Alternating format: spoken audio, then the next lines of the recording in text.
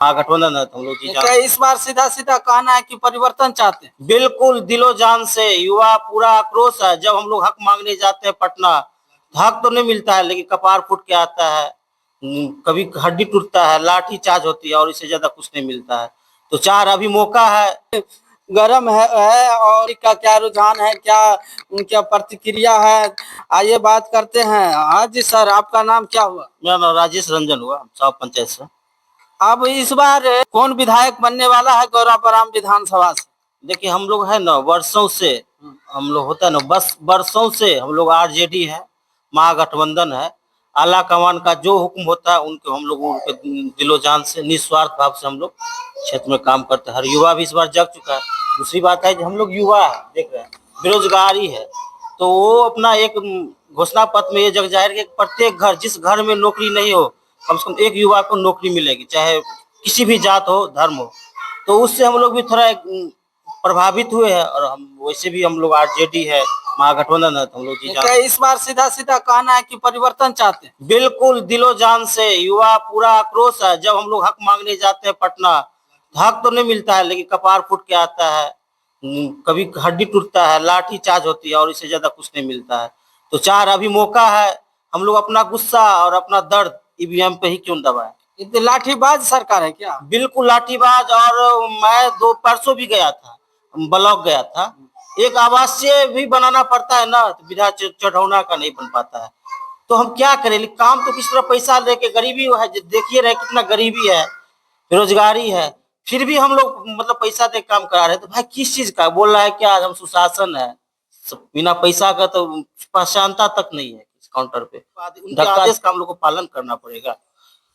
नौकरी जो 17 महीना के कार्यकाल में, जो अपने 17 महीना के कार्यकाल में जो तेजस्वी यादव देने का काम किया है, तो युवा को कितना फर्क पड़ता है इस पर? बहुत फर्क पड़ा है। जिनके घर में नौकरी मिले उनके घर में खुशहाली है, और वो युवा भी चाह रहे कि जो बेरोजगार है उनको नौकरी मिले। वो युवा चाह रहे कि तेजस्वी भैया के हाथ से ही उनको नौकरी मिलेगा।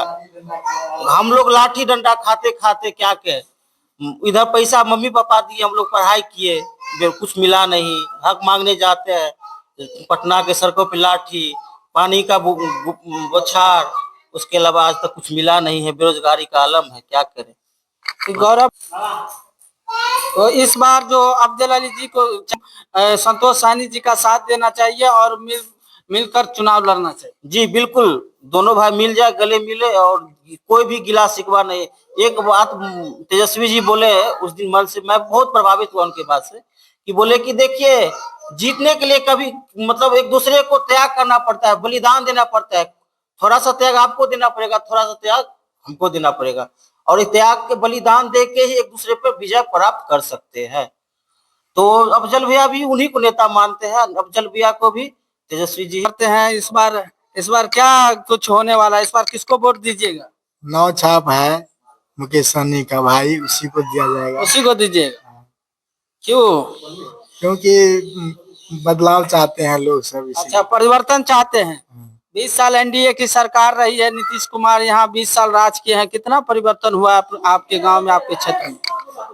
जैसे कि विकास तो हुआ है, लेकिन जिस तरीका से होना चाहिए उस तरीका से नहीं हो रहा है, क्योंकि युवा बेरोजगार है और उनका प्रशासन लाठीचार्ज करता है पटना में जब लोग जाते हैं। सरकार से युवा नाराज है नहीं? हाँ, युवा नाराज है क्योंकि बेरोजगारी बहुत बढ़ गया है।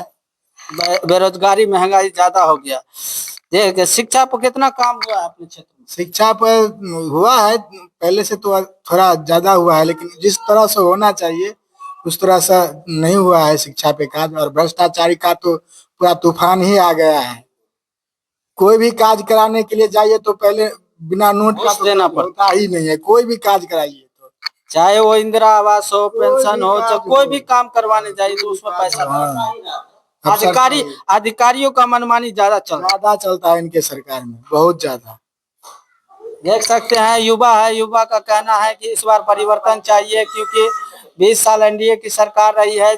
जितना जो परिवर्तन होना चाहिए, और जनप्रतिनिधि को, जनता को जो चुना हुआ प्रतिनिधि है, उसका मान सम्मान अच्छा था कि आप थाना जाओ, ब्लॉक जाओ, तो उनका एक प्रतिष्ठा, प्रशासन सुनता था। आज क्या है, आप जनता है, ये जनता हमको बोलेंगे, इनके लिए हम जाएंगे।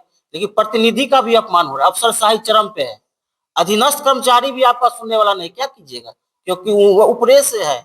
एक तेजस्वी जी बोले थे ना, डी के टैक्स, टैक्स देता है सबका सब माफ होता है, लेकिन हम लोग क्या कहते, त्राहिमाम है, एक दूसरे का अपमान झेल के रह रहे हैं। क्या इसीलिए गरीब गरीबी होता जा रहा है, अमीर होता जा रहा है। जी, गरीब गरीब होते जा रहा है और अमीर अमीर होते जा रहा है।